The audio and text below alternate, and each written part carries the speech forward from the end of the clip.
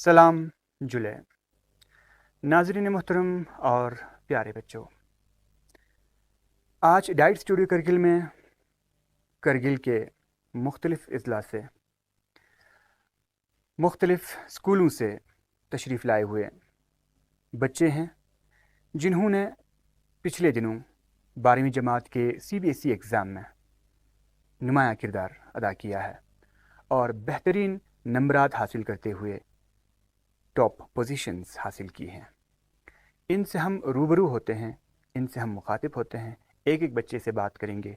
इस कामयाबी के पीछे राज क्या है, कितनी मेहनत करनी पड़ी और कितनी जद्दोजहद करनी पड़ी और इस पूरे कामयाबी के पीछे किन लोगों का हाथ है। और आज हम और आपके बीच ये सारे यहाँ पे मौजूद हैं। मैं यूटी एडमिनिस्ट्रेशन खुसूसन हमारे मोहतरमा बनु प्रभा जी जो हमारे एडमिनिस्ट्रेटिव सेक्रेटरी है, जिसके लीडरशिप में आज यूटी लद्दाख के अंदर स्कूल एजुकेशन डिपार्टमेंट जो है वो फल फूल रहे हैं।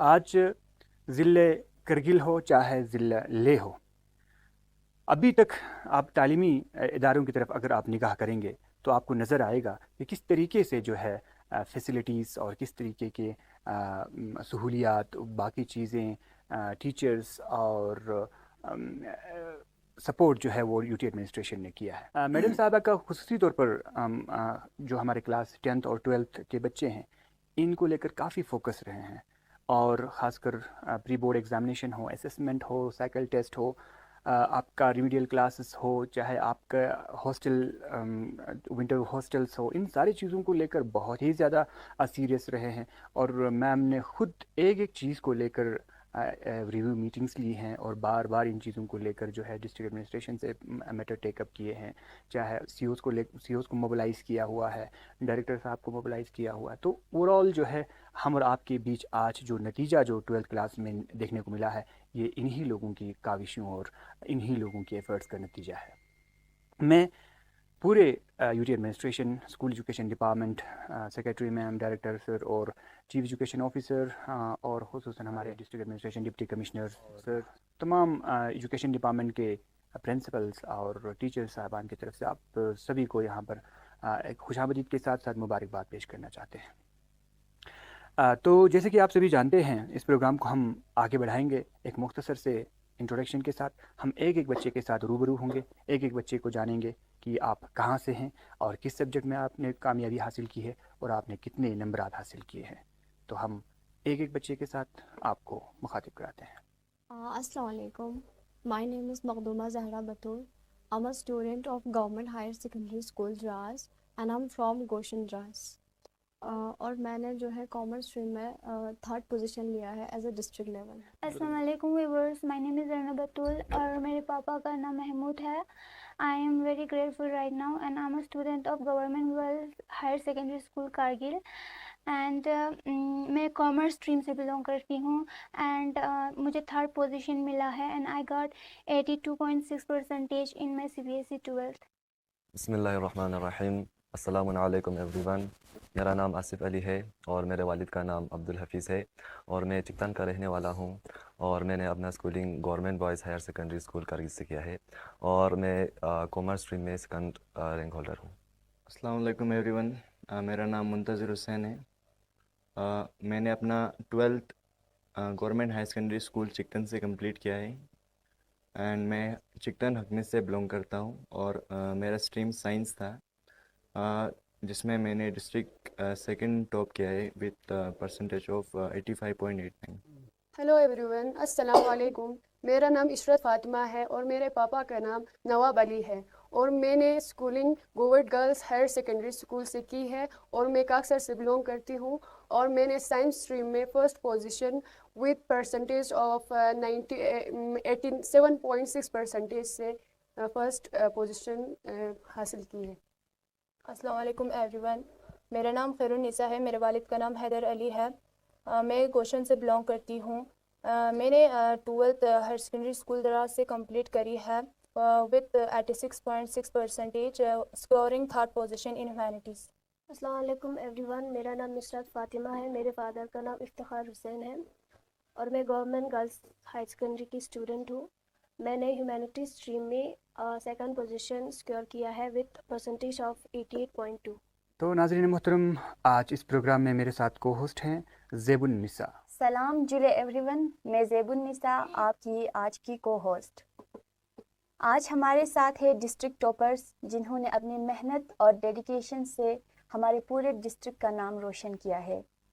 आइए उनसे उनकी सक्सेस जर्नी के बारे में बात करते हैं। सबसे पहले तो आप सबको कॉन्ग्रेचुलेशंस।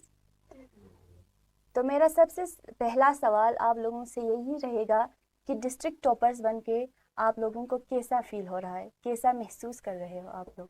डिस्ट्रिक्ट टॉपर बन के हमें बहुत ही अच्छा और प्राउड फील हो रहा है खुद के ऊपर, और हम बहुत ही थैंकफुल है अपने पेरेंट्स और टीचर्स के जिन्होंने हमें इस जर्नी में हमारा साथ दिया, हमें मोटिवेट किया। डिस्ट्रिक्ट टॉपर बनकर बहुत ही अच्छा और ग्रेटफुल हो रहा है, और मैं बहुत ही थैंकफुल हूँ अपने प्रिंसिपल और अपने टीचर्स एंड अपने पेरेंट्स के जिन्होंने बहुत ही सपोर्ट किया और आज हम इस मुकाम पर खड़े हैं। Thank you so much. मैं बहुत ग्रेटफुल फील कर रही हूँ and I believe that it's happen only because of Almighty Allah and only because of my hard working parents. Thank you so much for supporting me, for trusting me and for fulfilling my every wishes. And सबसे पहले तो मैं अल्लाह ताला का शुक्र अदा करना चाहता हूँ कि जिसने मुझे इस कामयाबी से नवाजा, और मुझे बहुत खुशी हो रही है कि मैंने अपना स्कूल का नाम, अपने पेरेंट्स का नाम और अपने गांव का नाम रोशन किया। डिस्ट्रिक्ट टॉपर बन के मुझे बहुत ही खुशी हुई क्योंकि मैंने इतना एक्सपेक्ट नहीं किया था कि मैं इतना हाई स्कोर कर पाऊँगी। एंड ये कामयाबी मैं अपने प्रिंसिपल, अपने पेरेंट्स और अपने फ्रेंड्स सबको डेडिकेट करना चाहूँगी। डिस्ट्रिक्ट टॉप करने के बाद मुझे बहुत ज़्यादा प्राउड फील हो रहा है, और मुझे अपने आप पर प्राउड फील हो रहा है क्योंकि मैंने अपने माँ बाप का नाम, अपने डिस्ट्रिक्ट का नाम रोशन किया है। और सभी टीचर्स, मेरे प्रिंसिपल मैम और सभी को मैं बहुत ज़्यादा थैंक्स करती हूँ कि उनकी वजह से मैं आज इस मुकाम पे खड़ी हूँ। डिस्ट्रिक्ट टॉपर बन के मुझे बहुत खुशी हो रही है। ऑब्वियसली बहुत प्राउड फील कर रहा हूँ, और थैंक यू कहना चाहता हूँ सबसे पहले पेरेंट्स को एंड स्कूल के जितने भी टीचर से, स्पेशली प्रिंसिपल सर। तो आप में से मैं अगला क्वेश्चन करना चाहूँगा ज़रीना को कि आप बता दें प्लीज़ कि क्या आपको उम्मीद थी कि इतनी अच्छी रिज़ल्ट आपको मिलेगी, और इसके पीछे किसका हाथ है, क्या किसको क्रेडिट देना चाहेंगे आप? हाँ, मुझे बिल्कुल उम्मीद थी कि 80+ तो मेरा आ ही जाएगा, but I was expecting like इससे थोड़ा ज़्यादा, but unfortunately I didn't get that, but I am very happy. And जैसे कि मैंने बोला कि मेरे पेरेंट्स की वजह से एंड मेरे टीचर भी बहुत सपोर्टिव थे, sir Ghulam sir and Shabani sir और ma'am Zainabi. And thank you so much हमें इतने अच्छे से पढ़ाने के लिए, टाइम में टेस्ट देने के लिए। And that's it guys, thank you. मेरा सवाल है नुसरत से। नुसरत, बोर्ड एग्ज़ाम्स के लिए आपकी स्ट्रेटजी क्या थी, आपकी स्टडी रूटीन क्या थी, और आप रोज़ कितने घंटे तक आप पढ़ाई करते थे? मैम, अगर मैं अपनी बात करूँ तो बोर्ड्स के टाइम पे मैं डेली का 7 से 8 घंटे पढ़ाई करती थी, और स्ट्रैटेजी मेरा पर्सनली यही रहा है कि मैं अपने एक स्ट्रिक्ट टाइम टेबल को फॉलो करती थी, और हर रोज़ मैं अपना एक नया टू डू लिस्ट बनाती थी ताकि हमें अपनी रोज़ की प्रोडक्टिविटी लेवल हमें पता चले, और जितना हो सके सिलेबस को कवर करने के बाद मैं रिवीजन पे फोकस करती थी और फिर पेपर सॉल्विंग पे फोकस करती थी। अच्छा, मेरा अगला सवाल है मुंतज़िर के लिए। मुंतज़िर, आप हमें ये बताइए कि आपको सबसे ज़्यादा डिफ़िकल्ट कौन सा सब्जेक्ट लगता था और आपने उसको कैसे इम्प्रूव किया, और साथ ही साथ आप ये बता दीजिए कि एग्ज़ाम के दौरान तो बहुत ज़्यादा प्रेशर होता है हम पे, ठीक है ना, उस प्रेशर को, उस स्ट्रेस को आपने कैसे हैंडल किया? सबसे मतलब डिफ़िकल्ट सब्जेक्ट की बात करें तो मुझे थोड़ा मतलब टफ़ लगता था फ़िज़िक्स, क्योंकि ऑब्वियसली सर सबको लगता है फ़िज़िक्स थोड़ा टफ़। तो डिफ़िकल्ट इसलिए लगता था क्योंकि उसमें मतलब ज़्यादा पोर्शन न्यूमेरिकल का होता था, जो मतलब हमें बायो लेके था, मतलब मैथ्स नहीं था मेरा, तो उसमें थोड़ा मुझे दिक्कत आती थी, और उसको ओवरकम मैंने अपने टीचर के साथ किया, और बहुत सपोर्ट किया। मतलब हमारे हॉस्टल में टीचर हमारे साथ बैठते थे, पूरा रात हम बैठ के वो मुझे समझाते थे ऐसा ऐसा होता है। और इसके बाद सैम्पल पेपर, जो आर्यन का एक सैम्पल पेपर होता था, उसको मैंने पूरा ही सोल्व कर दिया था। मतलब 15 सैम्पल पेपर्स होते थे, सबको सोल्व कर लिया था। इसके बाद थोड़ा कॉन्फिडेंस मेरा बूस्ट हुआ था, और और प्रेशर की बात करें तो सर होता ही है, ऑब्वियसली एग्ज़ाम का प्रेशर बहुत होता है सब पे, लेकिन उसको वही हॉस्टल में बैठ के सबके साथ हंसी मजाक करके थोड़ा वो हो जाता था। और सर के फ़ोन में मैं थोड़ा गाने भी सुनता था उस थोड़ा प्रेशर को ओवरकम करने के लिए। मेरा नेक्स्ट क्वेश्चन है जरीना से। जरीना, आप हमें बताइए कि बोर्ड एग्ज़ाम्स के दौरान आपको सबसे ज़्यादा चैलेंजेस क्या आई, और आप मुश्किल वक्त में आपने खुद को कैसे आपने मोटिवेट रखा खुद को? बोर्ड्स टाइम पे सबसे बड़ी मुश्किल यही था कि रमज़ान में था एग्ज़ाम और बहुत काम होता है, लाइक बर्तन धोना, इफ्तारी बनाना, तो बस मैनेज नहीं कर पाती थी रमज़ान के टाइम पे। और मोटिवेट मैं अपनी मम्मी से बात करती थी और मम्मी के साथ टाइम स्पेंड करती थी। और मेरा एक बहुत अच्छा दोस्त है और उससे बात करती थी, एंड वो लोग मुझे बहुत मोटिवेट करते थे। और मुझे टेंशन भी होती थी कि ये क्या होगा, रिजल्ट अच्छा आएगा, तो वो लोग कहते थे कि अपने ऊपर भरोसा रखो एंड कीप डूइंग, इंशाल्लाह you will get good marks. And thank you so much to them for supporting me and for motivating me. तो बिल्कुल बहुत ही खूबसूरत जवाब दिया ज़रीना ने। तो ज़रीना के इसी आंसर को लेकर ना, इसी बात से जुड़े हुए मेरा एक अगला क्वेश्चन है कि ये आप सभी के लिए है, आप कोई भी इसमें जवाब दे सकते हैं कि क्या मतलब आपके एग्ज़ाम के दौरान कोई चीज़ था जो आपको डिस्ट्रैक्ट कर रहे थे, या कोई ऐसा प्रॉब्लम आप लोग फेस कर रहे थे जो आपको मतलब पढ़ाई के दौरान आपको एक रुकावट बन रही थी, और साथ ही साथ आप उससे कैसे ओवरकम किया बाद में आप लोगों ने? फिर साथ ही साथ मतलब घर के आप लोगों को पता है, खासकर हमारे जो बेटियों को घर की रिस्पॉन्सिबिलिटी भी कुछ होती है, घर के कुछ काम भी करनी होती है, माँ को सपोर्ट करनी भी होती है, तो आप लोगों ने इन सारी चीज़ों को कैसे बैलेंस किया? रही बात डिस्ट्रैक्शन की, तो हम सबको डिस्ट्रैक्शन होती है, क्योंकि अभी सोशल मीडिया का ज़माना है तो सभी को डिस्ट्रैक्शन होती है। लेकिन अगर फैमिली प्रॉब्लम की बात करें तो मेरे घर में बहुत ज़्यादा प्रॉब्लम था, क्योंकि मेरे पापा जो है बीमार थे और उसी टाइम में मेरे बोर्ड्स भी स्टार्ट हुए थे, और जिसकी वजह से मैं मेंटली इतनी स्ट्रेस हो गई थी कि मैं अपनी पढ़ाई पे फोकस नहीं कर पाती थी। लेकिन हाँ, मुझे ऐसा था कि मुझे अपने माँ बाप का नाम रोशन करना है, और मेरे पापा ने हमारे लिए बहुत सारा कुछ किया है, और ख़ासकर मेरे लिए भी मेरे पापा ने बहुत कुछ किया था। लेकिन तब जब हमारे बोर्ड स्टार्ट हुए थे, तभी ही हमारे पापा वहाँ हॉस्पिटलाइज थे। फिर मैंने उस चीज़ को अपने दिल पर इतना नहीं लिया, क्योंकि अगर मैं उस चीज़ पे इतना फोकस करती थी तो मुझे बहुत ज़्यादा मेंटली स्ट्रेस होता था। उसको ओवरकम करने के लिए मैंने अपने पेरेंट्स के चेहरे को देखकर और उनके सेक्रीफाइसेस को देखकर मैंने जो है पूरा मेहनत किया, और उसी तरह मैंने जो है मोटिवेट अपने आप को किया पेरेंट्स के स्ट्रगल को देख के। मेरा अगला सवाल है मखदूमा आपसे। मखदूमा, आप हमें ये बताइए कि रेमेडियल क्लासेस, एक्स्ट्रा कोचिंग या टीचर की गाइडेंस आपके लिए हेल्पफुल रही है, और अगर रही है तो वो कैसे रही है, और आपके प्रिंसिपल सर और टीचर का आपकी सक्सेस में क्या रोल रहा है? टीचर की गाइडेंस काफ़ी हेल्पफुल रही हमारे लिए, और समर वेकेशन के बाद हमारे यहाँ एक्स्ट्रा क्लासेस भी लगवाए, जिसमें जो है हम अपने टफ सब्जेक्ट को काफ़ी टाइम दे पाता था, जिसमें हमें काफ़ी इम्प्रूवमेंट देखने को भी मिला।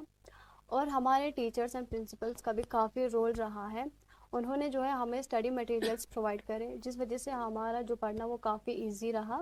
और मैं बहुत थैंकफुल हूँ अपने टीचर्स और प्रिंसिपल का, जिन्होंने हमारे लिए बहुत कुछ सेक्रीफाइस करा हमारे लिए। जैसे कि आप सभी ने बताया कि आपके इस सक्सेस के पीछे आपके पेरेंट्स का, टीचर्स का, आपके फ्रेंड्स के, सबका हाथ इसमें है। तो डेफिनेटली इससे जुड़े मेरा क्वेश्चन है कि आप स्कूल एजुकेशन डिपार्टमेंट की तरफ से किस तरीके की प्रिपरेशन रही, और किस तरीके की आप लोगों को सपोर्ट रहा, और किस तरीके की फैसिलिटीज़ आप लोगों को आपके स्कूलों तक पहुंचाया है, और आप लोगों का मतलब इसके बारे में क्या कहना चाहेंगे आप लोग? तो सर स्कूल एजुकेशन का हमारे लिए बहुत ही ज़्यादा सपोर्ट रहा। उसमें से मैं फैसिलिटीज़ में मेरे अपने पर्सनल एक्सपीरियंस से मैं जो हमें वहाँ पर स्मार्ट बोर्ड लगाए जाते थे, वो हमारे लिए बहुत बेनिफिशियल हुआ, क्योंकि टीचर्स वहाँ पर जो भी PYQs होते हैं, जो कि हमको पता है कि जो PYQs होते हैं वो हमें CBSE का जो भी बोर्ड का जो भी क्वेश्चन पेपर होता है उसका पैटर्न, जिनमें 5 साल का पैटर्न कैसा रहा है, तो उससे जो भी स्टूडेंट होता है उसको एक आइडिया मिल जाता है कि मतलब पेपर कैसा आएगा। तो उसके लिए PYQ बहुत ज़रूरत होता है। तो जो भी स्मार्ट बोर्ड था वहाँ पर हमें PYQ दिखाया जाता था। यहाँ पर एक बेनिफिट ये रहता था कि जो स्मार्ट बोर्ड पे जब दिखाएंगे तो पूरे क्लास को दिखता था, ना कि किसी एक इंडिविजुअल स्टूडेंट को दिखे। तो उससे बहुत फ़ायदा मिलता था हमें, ख़ास करके एग्ज़ाम के टाइम पर, क्योंकि PYQ से हमें एग्ज़ाम का पूरा पैटर्न या क्वेश्चन पेपर का पैटर्न पता चलता था। और इसके लिए मैं secretary education Bhanu Prabha ma'am को बहुत बहुत शुक्रिया कहना चाहता हूँ कि आप लोग ने इस तरह की फैसिलिटीज़ हमें प्रोवाइड किया। Thank you. मैं पूरे एजुकेशन डिपार्टमेंट का बहुत ही तहे दिल से शुक्रिया अदा करना चाहती हूँ, जिन्होंने बहुत ही फैसिलिटीज़ हमें प्रोवाइड करी। 2-3 साल हो गए हमें हॉस्टल प्रोवाइड करके, जिससे बहुत ही ज़्यादा फ़ायदा मिला। सिर्फ एक ही इंडिविजुअल को नहीं, पूरे स्कूल को फ़ायदा मिला। और इसके साथ साथ उन्होंने स्मार्ट बोर्ड का भी इंतज़ाम किया और साथ ही साथ रेमेडियल क्लास का भी। एंड यही सबको लेकर मैं डिप्टी कमिश्नर राकेश कुमार का भी शुक्रिया अदा करना चाहती हूँ, और हमारे एजुकेशन डायरेक्टर का भी। फर्स्ट ऑफ ऑल तो मैं पूरे स्कूल एजुकेशन डिपार्टमेंट का तहे दिल से थैंक यू कहना चाहता हूँ, क्योंकि रिसेंटली 2-3 साल में उन्होंने बहुत ज़्यादा मेहनत किया है स्टूडेंट्स पर, जिसमें सबसे ज़्यादा तो हॉस्टल ही थोड़ा ज़्यादा इम्पोर्टेंट हुआ, थोड़ा ज़्यादा मतलब बेनिफिशियल रहा। रिमीडियल क्लासेस बहुत बेनिफिशियल होती हैं, क्योंकि स्टूडेंट वही विंटर में ज़्यादा छुट्टी होने की वजह से थोड़ा डाइवर्ट हो जाते थे। लेकिन अभी हॉस्टल रखने की वजह से थोड़ा अच्छा हो रहा है। तो इसमें मैं सारे school education department, secretary ma'am, CEO Kargil और DC कारगिल, सबका मैं थैंक यू शुक्रिया अदा करना चाहता हूँ। Thank you. तो प्यारे बच्चों, बिल्कुल इस वक्त हमारे हम और आपके बीच में अभी खैरून ने, जिस तरह से आसिफ ने और मुंतज़िर ने बता दिया कि स्कूल एजुकेशन डिपार्टमेंट ने किस तरह से जो इस वक्त फैसिलिटीज़ और सपोर्ट हमारे बच्चों को किए जा रहे हैं। मैं तो खुशनसीब समझता हूँ आप लोगों को कि आज इस दौर में आप लोग पैदा हुए हैं और इस तरीके के इंस्टीट्यूशन में आप लोग अपना तालीम हासिल कर रहे हैं। आज के दौर में, और ख़ासकर आप लोगों को बता दूं कि स्कूल एजुकेशन की लीडरशिप आज हमारे जो मैडम प्रभा जी के पास है, मैम भनु प्रभा जी के पास है। तो बहुत ही कंसर्न है रिज़ल्ट को लेकर, बच्चों की एजुकेशन को लेकर, डेली क्लासेस को लेकर, असेसमेंट को लेकर। तो इन सारी चीज़ों को लेकर वो पर्टिकुलरली माइन्यूट इन चीज़ों को देखते हैं, और इसमें पूरे डायरेक्टर साहब को भी मोबिलाइज़ करते हैं, CEO साहबान को भी, और हमारे प्रिंसिपल साहबान को भी, इवन टीचर से भी बात करते हैं और स्टूडेंट से भी बात करते हैं, और एक एक बच्चे के प्रॉब्लम्स को जानने की कोशिश करते हैं, ख़ुद विज़िट करते हैं। तो ये आप लोगों की खुशनसीबी है कि आज इस तरीके के ऑफिसर्स और इस तरीके की फैसिलिटीज़ आप लोगों को मिले हैं, और शायद मुझे तो यही लग रहा है कि आज आप लोगों के नतीजे के पीछे इन्हीं लोगों का हाथ है। बिल्कुल आप लोगों ने सही दुरुस्त फरमाया, बिल्कुल सही फरमाया कि आज के दौर में जिस तरीके से फैसिलिटीज़ और जिस तरीके से आप लोगों को सपोर्ट और जिस तरीके से आप लोगों को हौसला और मोटिवेशन देने वाले टीचर्स आपके आसपास हैं, तो इन सारी चीज़ों का नतीजा है कि आज आप लोग इस नतीजे पे पहुंचा है। तो ओवर टू ज़ेबुन्निसा। तो आसिफ, अगला सवाल मैं आपसे करना चाहूँगी। आप हमें ये बताइए कि आपके टीचर्स ने, आपके फैमिली ने आपको कैसे सपोर्ट किया, आपके पेरेंट्स ने क्या क्या सेक्रीफाइसेस किए आपके सक्सेस के लिए, और क्या एक ऐसा टीचर या मेंटर है जिन्होंने आपको बहुत ज़्यादा इंस्पायर किया है? मैं अपने फैमिली का बहुत शुक्रगुजार हूँ कि जिसने मुझे इस मुश्किल वक़्त में, जब जो बोर्ड्स का एग्ज़ाम होता है तो आपको पता है कि हमें कितना प्रेशर होता है एक स्टूडेंट पर, तो उस वक़्त फैमिली ने बहुत सपोर्ट किया है और मेरे बहुत सारे दोस्तों ने भी बहुत सपोर्ट किया है। तो मैं उनका सबसे पहले तो बहुत शुक्रिया अदा करना चाहता हूँ। तो रही बात टीचर की, तो हम सबको पता है कि किसी न किसी के सक्सेस के पीछे बिहाइंड द कर्टेन कोई ना कोई काम कर रहा होता है। तो वहाँ पर मैं हमारे एक बेहतरीन टीचर, हमारे राजाई सर और हमारे इंग्लिश और इकोनॉमिक्स अली सर, उनका मैं बहुत बहुत शुक्रगुजार हूँ कि जिन्होंने मुझ पर भरोसा करके मेरे पर बहुत काम किया है, मुझे बहुत सपोर्ट किया है, मुझे बहुत सारे रिसोर्सेज दिया है और सपोर्ट करके मुझे यहाँ इस मकाम तक पहुँचाया है। तो मेरा अगला क्वेश्चन है आप सभी के लिए है, क्योंकि एक मकसद को लेके ही आप लोग पढ़ रहे हैं ना, तो आगे बढ़ना है। तो एम इन लाइफ तो होता ही है हर किसी को, मुझे क्या बनना है आगे जाके। तो बस उसी से जुड़ा हुआ मेरा सवाल है कि क्या आप लोगों ने सोचा है आगे जाकर क्या करेंगे आप लोग? 12th का एग्ज़ाम आप लोगों का अब क्लियर हुआ है, तो आगे का क्या प्लान है आपका? इसके बारे में कौन बताना चाहेंगे? बताना चाहूँगी ठीक, सर। प्लीज। फ्यूचर प्लान्स तो यही रहेगा कि आगे ग्रेजुएशन के साथ साथ मेन फोकस मेरा सिविल सर्विस के तैयारी पे रहेगा। फ्यूचर का तो यही है, इंशाल्लाह if all wills then definitely I go for chartered accountant. लेकिन साथ साथ मैं ग्रेजुएशन भी साथ में करूँगी, मे बी इग्नू के थ्रू या फिर देखूँगी कि कैसे करूँगी, बट ग्रेजुएशन भी मैं साथ में ही करूँगी। आसिफ, मैं फिर से आपसे सवाल पूछना चाहूँगी। आप हमें ये बताइए कि आप अपने डिस्ट्रिक्ट के लिए या अपनी सोसाइटी के लिए आपका क्या सपना है, आप क्या करना चाहते हैं अपने डिस्ट्रिक्ट या सोसाइटी के लिए? मैं अपने डिस्ट्रिक्ट और सोसाइटी के लिए मेरा सपना तो है कि मैं पढ़ लिख कर एक अच्छा इंसान बनूं और अपने डिस्ट्रिक्ट के लिए और अपने कौम के लिए और अपने पूरे जो भी आवाम है उनके लिए अच्छा काम करूं और उनके लिए खिदमत करूं। तो जिस तरीके से आप लोगों ने पूरा अपने एग्ज़ाम तक के जर्नी के बारे में सब कुछ बता दिया आप लोगों ने, किस तरीके से आप लोगों ने मेहनत किया है, किस तरीके से आप लोगों ने स्ट्रगल किया है और कितनी प्रॉब्लम फेस किया है आप लोगों ने, किस तरीके से आप लोगों ने स्ट्रेस मैनेज किया है, इन सारी चीज़ों के बारे में आप लोगों ने बता दिया। और किस तरीके से स्कूल एजुकेशन डिपार्टमेंट की तरफ से फैसिलिटीज़ थे, उन सारी चीज़ों को आपने बता दिया। तो अभी आप लोग जैसे कि 12th का एग्ज़ाम देकर आप लोग पास हुए, अच्छे नंबरात से पास हुए हैं, ये बिल्कुल प्राउड मोमेंट है सबके लिए, डिस्ट्रिक्ट करगिल के लिए, आपके घर वालों के लिए, आपके स्कूल के लिए, आपके टीचर्स के लिए। तो अब आपके पीछे पीछे दूसरे बच्चे भी तो आप 12th में हैं, तो आप उनको फेस करना है। तो आप लोग, हम चाहते हैं कि इस प्लेटफॉर्म से आप लोग अपना जो है क्या बातें शेयर करना चाहेंगे, क्या एक ऐसा मैसेज देना चाहेंगे उनके लिए कि वो लोग भी आप लोगों को देख के इंस्पायर हो और आपके कहे हुए बातों पे वो लोग भी चल के, वो लोग भी अमल करके उनके एग्ज़ाम भी बहुत अच्छे नंबरात के साथ एक अच्छे नतीजे के साथ आगे बढ़े। तो इसके लिए आपका क्या मैसेज रहेगा, कौन मैं बताएंगे इसमें? बताना चाहूँगी सर। प्लीज़। जो आने वाले जो फ्यूचर स्टूडेंट्स हैं जो या 11 या 10th या 12th के सीबीएसई बोर्ड्स या कोई भी बोर्ड्स देने वाले हैं, उनके लिए मैं यही मैसेज देना चाहूँगी कि अपने आप में भरोसा रखो, सेल्फ बिलीव, अपने खुद पे सेल्फ बिलीव रखो और बीइंग कंसिस्टेंट। अगर आप एक दिन में 5 घंटे पढ़ते हो, फिर 2 दिन में आप ऐसे ही फ्री रहते हो, तो इसका जो आपने पहले दिन में 5 घंटे पढ़े हैं उसका कोई फ़ायदा है ही नहीं। इसीलिए जितना हो सके हर दिन पढ़ो। कतरा कतरा दरिया कहते हैं सभी, एक कहावत है कि कतरा कतरा से दरिया बनता है। इसीलिए एकदम से आप इतना एक्सपेक्ट मत करो कि हम एकदम से टॉपर बनेंगे, बल्कि आप आहिस्ते आहिस्ते कंसिस्टेंसी मेंटेन रखकर अपना जो है पूरा 10th 12th का बोर्ड अच्छे से दो। और दूसरा मैसेज यही है कि hard work is most important. अगर आपको कामयाब होना है और अपने कौम के लिए कुछ करना है और अपने माँ बाप के लिए कुछ करना है, तो हार्ड वर्क जो है बहुत ज़रूरी है। जब आप मेहनत करना सीखते हो, तो अगर मार्क्स ने एक्सपेक्टेशन के हिसाब से ना भी आए, तो आप आगे जाकर बहुत अच्छा कर सकते हो जब आपके पास हार्ड वर्किंग है। अगला कोई बताएंगे? हाँ, खैरुन बताइए। मेरा कहना है कि बहुत सारे बच्चों को यही लगता है कि वो कोचिंग से ही ऐसे कामयाबी हासिल कर सकते हैं। सो मेरा ये कहना है कि आप सेल्फ स्टडी पे फोकस करें और जो आपके टीचर्स आपको पढ़ाए उसी पे इतना ज़्यादा फोकस करें कि आप बिना कोचिंग के आगे जा सकें। एंड मेरा ये और एक पैगाम है कि जब इदारा मजबूत होता है तो आपको बिना कोचिंग के भी बहुत ही अच्छी कामयाबी हासिल हो सकती है सर। बहुत बढ़िया। तो मैं अपने जूनियर्स जो अगले साल बोर्ड फेस करने वाले हैं, उनको मैं यही मैसेज देना चाहूँगी कि बीइंग कंसिस्टेंट और ख़ुद को मोटिवेट रखो।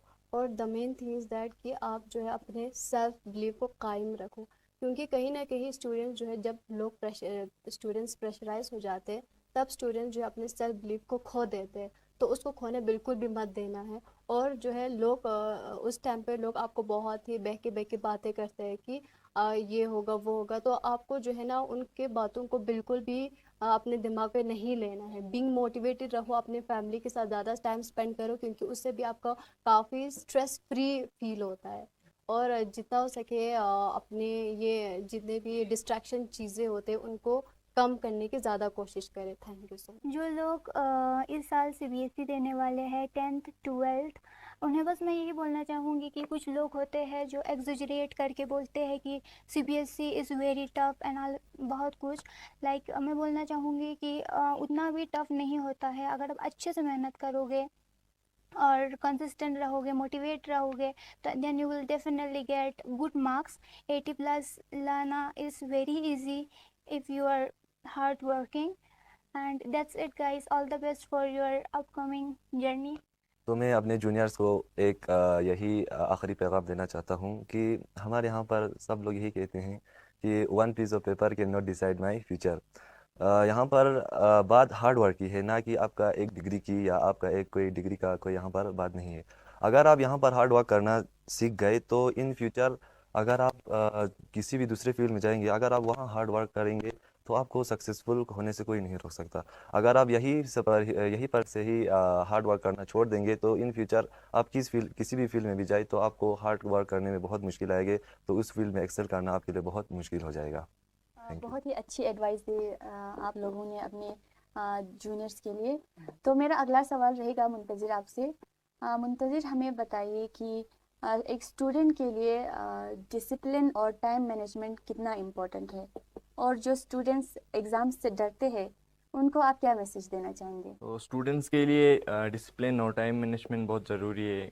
ऑब्वियसली एग्ज़ाम के टाइम पे तो बहुत ही ज़रूरी है सर। जो कुछ समय पहले मतलब हॉस्टल से पहले मेरे साथ ही हुआ था, मतलब डिसिप्लिन में नहीं रख पाता था। मतलब मेरा एक स्पोर्ट्स में और गेमिंग में मेरा बहुत शौक है सर, तो मैं उसमें बहुत ज़्यादा अपना टाइम वेस्ट कर देता था। इसलिए मैं क्लास टेस्ट में तो बहुत अच्छा कर देता था, लेकिन जो मेजर एग्ज़ाम्स होते थे, जैसे कि हमारे स्कूल में एक एग्ज़ाम रखते थे मतलब महीने के लास्ट में, और जो प्री बोर्ड्स होते उनमें मेरा मतलब स्कोर बहुत कम हो जाता था, तो उससे मैं बहुत परेशान रहता था सर। लेकिन उसके बाद जब हॉस्टल शुरू हुआ उससे पहले थोड़ा मैंने मतलब अपने डिसिप्लिन मेंटेन किया और टाइम मैनेजमेंट को थोड़ा टाइम टेबल्स बनाए, तो उसके बाद मेरा थोड़ा मतलब बूस्ट होने लगा मार्क्स में और कॉन्फिडेंस गेन होने लगा। एंड एग्ज़ाम से डरना तो ऐसे बात नहीं है, मैं खुद बहुत नहीं डरता था एग्ज़ाम से। मतलब एग्ज़ाम से मुझे अच्छा लगता था, क्योंकि एग्ज़ाम ऐसा चीज़ है जिससे हमें मतलब एक टॉपिक हमें नहीं समझ आ रहा है तो एग्ज़ाम दे के हम उसको मतलब एक कॉन्फिडेंस गेन कर लेते थे सर, कि मतलब ये एग्ज़ाम में मैंने कर दिया और मुझे इतना मार्क्स आ गया, अब मुझे समझ में आ गया, और मुझे रिकॉल भी हो जाता था बाद में एग्ज़ाम देने के बाद। एग्ज़ाम नहीं देता तो जितना भी हम उस टॉपिक को याद कर लो, मतलब याद नहीं हो पाता था। एग्ज़ाम में वही अगर एग्ज़ाम में टॉपिक आ जाता तो हम उसमें लिख के सोच के हम लिखते थे, तो उसको हम बाद में बहुत समय तक याद रख पाते। तो मुझे लगता है एग्ज़ाम से नहीं डरना चाहिए। एग्ज़ाम्स तो मतलब बेनिफिट है आपके लिए। क्लास टेस्ट आप मुझे लगता है शौक से देना चाहिए। थैंक यू नूनू मुंतज़िर, मैं आपका शुक्रिया अदा करता हूँ, बहुत अच्छी बातें की आपने। साथ ही साथ हमारे जितने भी यहाँ पे बाकी जो स्टूडेंट्स यहाँ पे हैं, इशरत, खैरून, मखदूमा, नुसरत, ज़रीना और आसिफ, आप सभी का मैं शुक्रिया अदा करता हूँ कि आप लोग यहाँ पर हमारे स्टूडियो में आए और बहुत ही अच्छी तरीके से आप लोगों ने अपने जर्नी के बारे में बताया। और हम उम्मीद करते हैं कि इसको देखने वाले बच्चे भी हर कोई आप लोगों से इंस्पायर होकर मेहनत करेंगे, अपने वक़्त को ज़ाया नहीं करेंगे, और वो लोग भी अच्छी तरीके से मेहनत करने के बाद कामयाब होंगे, और वो लोग भी इसी स्टेज पे आके वो लोग भी अपने जर्नी के बारे में हमें बताएंगे। मैं उम्मीद करता हूँ इंशाल्लाह, और पूरे डिपार्टमेंट की तरफ से हमारे एडमिनिस्ट्रेटिव सेक्रेटरी मैम बनु प्रभा से लेकर डायरेक्टर साहब से लेकर हमारे district magistrate deputy commissioner Kargil Rakesh Kumar साहब से लेकर चीफ एजुकेशन ऑफिसर और जितने टीचर्स प्रिंसिपल साहबान हैं, सब की तरफ से आप लोगों को मुबारकबादी के साथ साथ आप लोगों को बेस्ट विशेस देना चाहूँगा कि आप लोग आगे जाकर जो है इससे भी अच्छे नंबरात के साथ कामयाब हो, और जो भी आप लोगों का इरादा है आगे जाकर करने के लिए वो मंजिल आपको पाएँ, उस मंजिल की तरफ आप लोग रवां दवां हो, हमेशा आप लोग कामयाब रहें। और साथ ही साथ मैं अपने को होस्ट ज़ैबुन निसा का भी शुक्रिया अदा करना चाहता हूँ कि मेरे साथ आज इस स्टूडियो में जो है अपना वक़्त निकाल के यहाँ पे आए और इस प्रोग्राम में शामिल हुए। आपका भी हम बहुत ही मशकूर ममनून हैं। तो इसी के साथ ही आज का ये खुसूसी प्रोग्राम जो है आप यहीं पे अख्तिताम होता है। Thank you very much. जय हिंद, जय भारत।